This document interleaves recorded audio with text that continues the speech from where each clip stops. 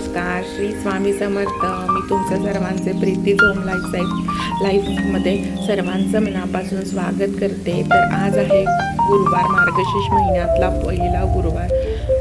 तर आज मार्गशीर्ष मग त्यासाठी पहिल्यांदा झाडून वगैरे काढून फरशी वगैरे करून घेतली आहे. क्लीन करायला घेतली आहे. तिथं पूजा मांडायची होती. तिथला सोफा वगैरे सरकून व्यवस्थित क्लीन करून घेतली आहे. असं व्यवस्थित क्लीन झालं. त्यानंतर हळदीचं लेप पण करून घेतलं. दरवाजा वगैरे क्लीन पुसून वगैरे त्यावर स्वस्तिक वगैरे काढून मग हळदीचं लेप पण करून घेतलं. हळदीचं लेप पण हळद विष्णूंना खूप प्रिय असते.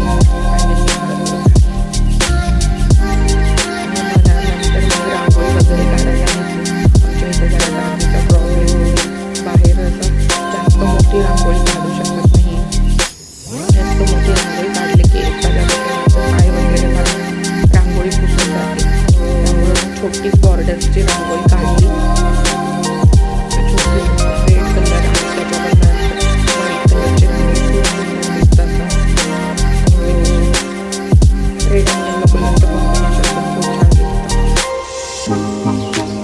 काय माहिती, मला पण दोनच कलर जास्त खूप आवडतात, रेड आणि येलो.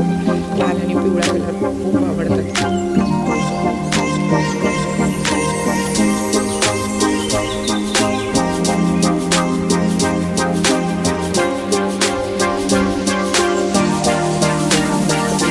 रांगोळी काढायची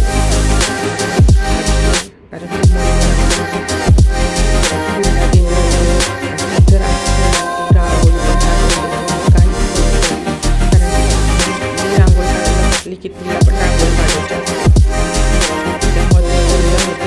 त्यामुळे पटकन तोपर्यंत मला रांगोळी वगैरे काढून घ्यायची. पटकन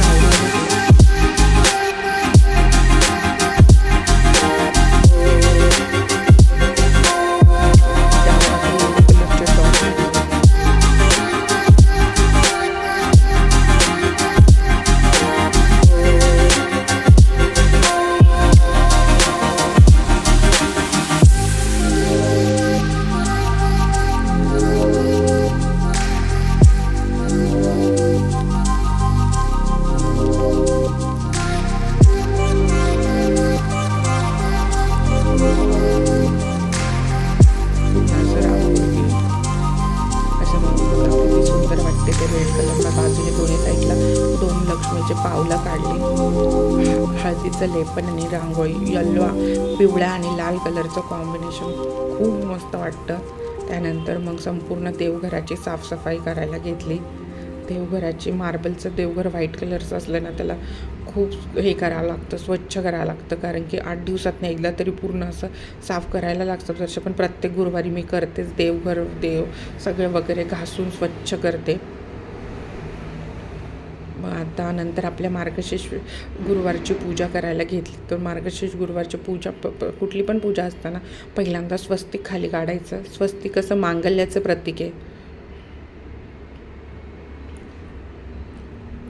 त्यावर हळदी कुंकू टाकून वगैरे त्यावर मग चौरंग मांडून घ्यायचा. मग त्यावर लाल वस्त्र अंथरले आणि इथे पण बघा मी लाल आणि पिवळ्या रंगाचीच रांगोळी काढली. जास्त मोठी रांगोळी काढत नाही, कारण की मग पूजा मांडायला वगैरे खूप हे होतं, पुसली जाते. मग असे छोटेसे 2 फुलांचे असं काढून घेतलं.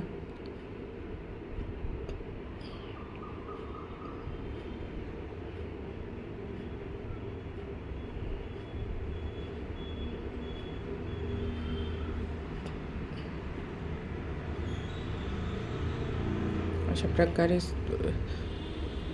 चौरंगाचं दोन्ही बाजूने रांगोळी पूर्ण व्यवस्थित ही केली. त्यानंतर मग काय केलं, पुढे इथे लक्ष्मीची पावले काढून घेतली. दोन्ही लाल कलरनेच काढून घेतले. लाल कलर कसा छान वाटतं, व्हाईट कलरच्या फरशीवर लाल कलर उठून दिसतो. त्यानंतर मग ही पूजा मांडण्यासाठी पूजा मांडणी केली. मग मागे लक्ष्मीचा फोटो वगैरे ठेवला, ते यंत्राचं फोटो वगैरे ठेवला. त्यानंतर आता ह्याच्यावर खाली अष्टकमल काढून त्यावर छोटासा पाट मांडून घेतला कलश मांडण्यासाठी. मग कसा कलश जरा उंच दिसतो, मग देवीचं रूप कसं मोहक दिसतं. मग त्यावर थोडं तांदूळ टाकले, त्यावर कलश ठेवला. मग 5 प्रकारच्या झाडांची पाने, त्यावर नारळ वगैरे ठेवून मग देवीला असं निळ्या कलरचं वस्त्र आज मी परिधान केलं. असं निळा कसा डार्क कलर खूप उठून दिसतो असा मस्त. अशा प्रकारे कलशची स्थापना करून घेतली. त्यानंतर मग देवीला मुखोटा वगैरे लावून मुखोटा वगैरे लावून घेतला. नंतर दागिने वगैरे घालायचे राहिलेत. मग त्यानंतर गणपतीची, लक्ष्मीची आणि श्रीयंत्राची स्थापना करण्यासाठी थोडं तांदूळ टाकून घेतले. त्यावर पूजाची मांडणी करण्यासाठी ठेवून लक्ष्मीची, गणपतीची मूर्ती ठेवली, श्रीयंत्र ठेवलं. त्यानंतर अशी प्रकारे आपली दिवा वगैरे लावून अशी पूजा मांडून घेतली. मग आता पूजा करायला काय केलं, पूजा करायला चालू केलं. मग पहिल्यांदा अभिषेक करून घेतला गणपतीला दुधाने आणि पाण्यानेच अभिषेक केला. मी पहिल्यांदा दूध टाकले, त्यानंतर मग पाण्याचा अभिषेक केला.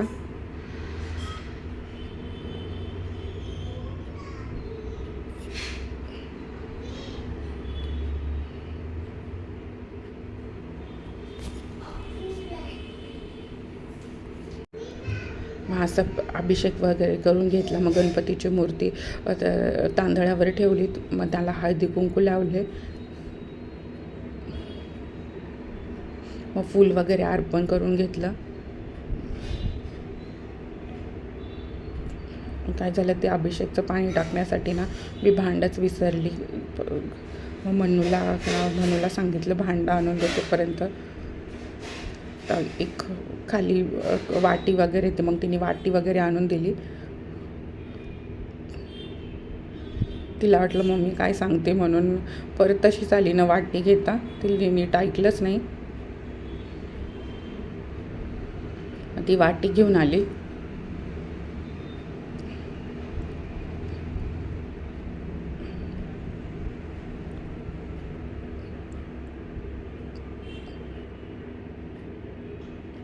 हे अभिषेकचं पाणी त्याचं थोडंसं तीर्थ म्हणून घेतो.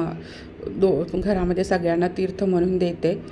अभिषेकचं पाणी थोडंसं हे चांगलं असतं अभिषेकचं. आपण जेव्हा देवांना पण केव्हा पण अभिषेक घालतो ना, ते पाणी खूप म्हणजे खूप आरोग्यासाठी खूप चांगलं असतं.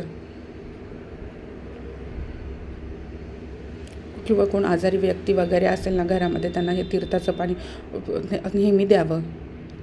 त्यानंतर लक्ष्मीचा अभिषेक करायला घेतला. पहिला दुधाने अभिषेक केला आणि मग पाणी टाकले. पाण्याने अभिषेक घातला. पुसून वगैरे स्वच्छ करून घेतलं. हळदी कुंकू वगैरे लावून हे करून घेतलं. मग आरती करायला घेतली. पूर्ण व्यवस्थित पूजेची मांडणी हे झाली. पूजा वगैरे करून झाली. फुलं वगैरे वाहून करून झाले. मग आरती करून घेतली. गणपतीची आरती करायला घेतली. पहिली गणपतीची आरती करते.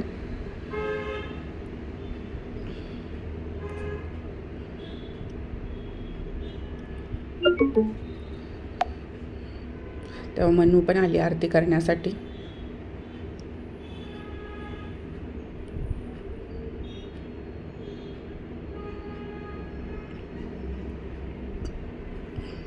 ती घंटी घेऊन आली.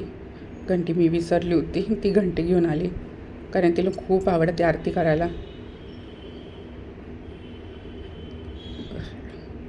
गणपतीची आरती केली. लक्ष्मीची आरती घेतली.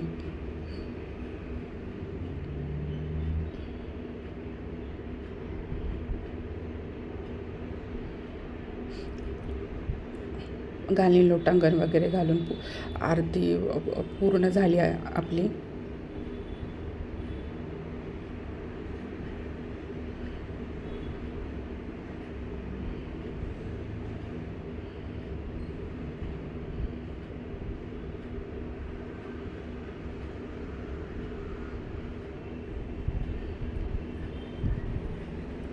त्यानंतर तिला आरती वगैरे झाली. तिला पाहिजे होते देवाजवळचे फळं.